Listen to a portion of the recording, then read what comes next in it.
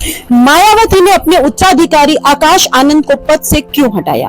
BSP supremo Mayawati को आकाश आनंद के पद से हटाए जाने के फैसले पर अलग अलग दलों की प्रतिक्रियाएं हैं। एक और बीजेपी ने कहा कि आकाश आनंद गैर जिम्मेदाराना बयान दे रहे थे, इसलिए एक्शन लिया गया है।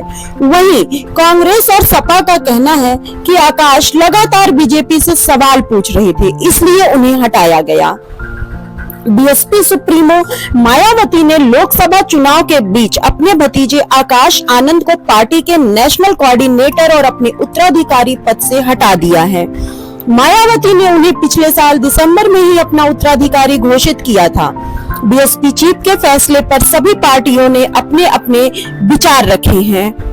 पूर्व सीएम के इस फैसले पर बीजेपी प्रवक्ता राकेश त्रिपाठी ने कहा कि मायावती बहुजन समाज पार्टी को एक प्राइवेट लिमिटेड कंपनी की तरह चलाती हैं और इसलिए जब उनके जी में आता है तो वह जो निर्णय करना चाहती है वैसा निर्णय कर देती हैं, क्योंकि वहां सिर्फ एक ही है, जो वह चाहती है वैसा ही होता है।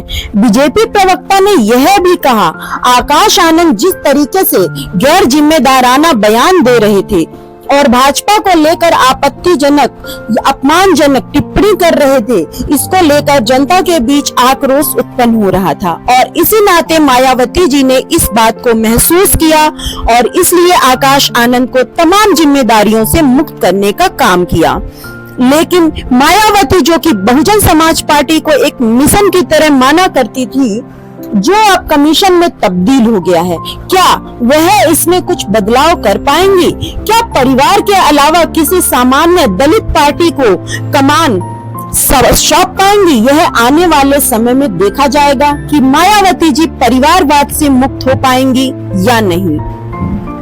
वहीं सपा ने आरोप लगाया है कि बसपा और भारतीय जनता पार्टी का अघोषित गठबंधन है, जिसको जनता देख रही है, क्योंकि जिस तरीके से बसपा के टिकट का बंटवारा हुआ और कोई उम्मीदवारों को बदलने का फैसला लिया गया और कई उम्मीदवारों का बदलने का फैसला लिया गया, इसमें कहीं ना कहीं भारतीय जनता पार्टी का प्रभाव नजर आता है।